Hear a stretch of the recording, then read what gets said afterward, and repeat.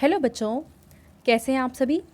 चलिए इस वीडियो में हम समझेंगे कक्षा 7 की वर्कशीट नंबर 12 जो कि 31 अगस्त 2021 की वर्कशीट है और आज का विषय है हिंदी। तो चलिए बच्चों हम शुरू करते हैं हमारी वर्कशीट। प्यारे बच्चों, आज हम दादी माँ के बारे में कुछ और जानते हैं। स्नेह और ममता की मूर्ति दादी माँ एक एक बात आज कैसी कैसी मालूम होती है।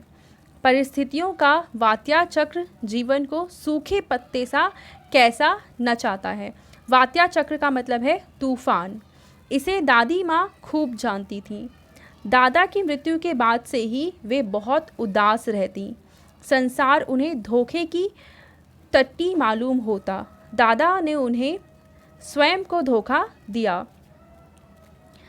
वे सदा उन्हें आगे भेजकर अपने पीछे जाने की झूठी बात कहा करते थे। दादा की मृत्यु के बाद कुकुरमुत्ते की तरह बढ़ने वाले मुंह में राम बगल में छुरी वाले दोस्तों की शुभ चिंता ने स्थिति और भी डांवाडोल कर दी। तो यहाँ पे देखो कि दादी माँ के साथ कुछ ऐसी परिस्थितियाँ हुई हैं जिस वजह से वो काफ़ी ज़्यादा उदास रहती हैं। क्योंकि दादी माँ के जो हस्बैंड थे, जिन्हें हम दादाजी कहेंगे, वो कहा तो ये करते थे कि पहले आपकी डेथ होगी, उसके बाद ही मैं इस दुनिया से जाऊंगा। लेकिन उन्होंने क्या किया, बीच में ही रास्ता छोड़ दिया और दादाजी की मृत्यु पहले हो गई और दादी जी अकेले रह गईं।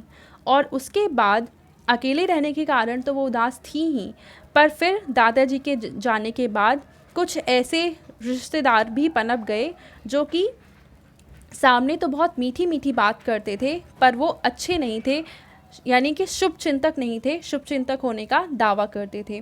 वो कभी भी धोखा दे सकते थे। ठीक है, तो दादा के श्राद्ध में दादी माँ ने मना करने पर भी पिताजी ने जो अतुल संपत्ति व्यय की वह घर की तो थी नहीं।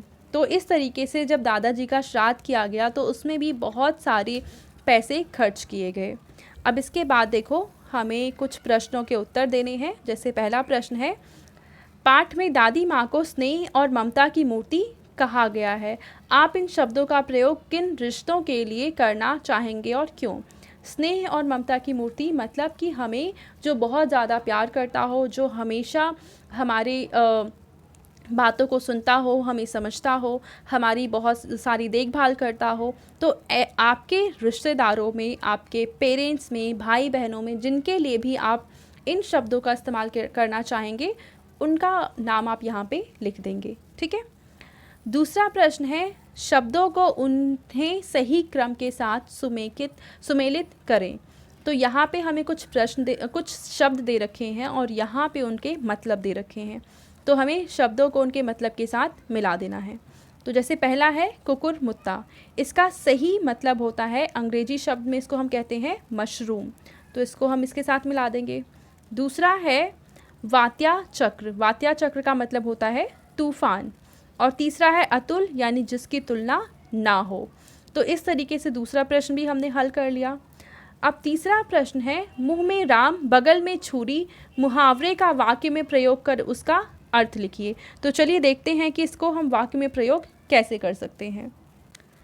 तो देखिए इस मुहावरे का अर्थ होता है कि बाहर से मित्रता दिखाना पर अंदर से बैर रखना। यानी आप मुंह पर तो दिखाते हैं कि बहुत सा अच्छे दोस्त हैं, पर अंदर ही अंदर आप अच्छा दोस्त नहीं मानते हैं बल्कि उसे अपना दुश्मन मानते हैं। अगर इसको हम वाक्य में प्रयोग करें तो इसका वाक्य में प्रयोग कुछ ऐसा होगा कि आजकल के मित्र, यानी आजकल के जो दोस्त होते हैं, तो मुंह में राम बगल में छुरी के सिद्धांत पर चलते हैं। यानी आजकल के दोस्त ऐसा दिखाते तो हैं कि वो आपके बहुत अच्छे दोस्त हैं, पर सच में वो आपके बहुत अच्छे दोस्त नहीं होते हैं। ठीक है, तो तीसरा प्रश्न हल हो गया। अब हम बढ़ते हैं चौथे प्रश्न की तरफ। ठीक है, तो चौथा प्रश्न है कि दादी माँ के लिए संसार अब धोखे से भरा क्यों लगने लगा। क्योंकि अब इसका उत्तर लिखते हैं। तो चौथे प्रश्न का आंसर आप लिखेंगे कि दादाजी की मृत्यु के बाद झूठे दोस्तों व रिश्तेदारों के कारण अब संसार धोखे से भरा लगने लगा। यानी दादी जी के पास अब जो दोस्त और रिश्तेदार थे वो सारे झूठे थे, और धोखेबाज थे, इस वजह से उन्हें अब ये संसार धोखे से भरा लगने लगा था।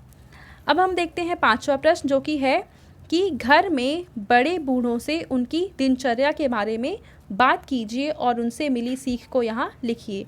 तो आप अपने दादा दादी, नाना नानी, जो भी आपके घर में बड़े या बूढ़े हैं, उनसे बात करिए, उनकी दिनचर्या यानी कि डेली लाइफ के बारे में जाइए, मतलब बातचीत करिए और जानिए, और उनसे मिली किसी एक सीख के बारे में आप यहाँ पे लिखेंगे जो आपने अपने बड़े बूढ़ों से सीखी हो।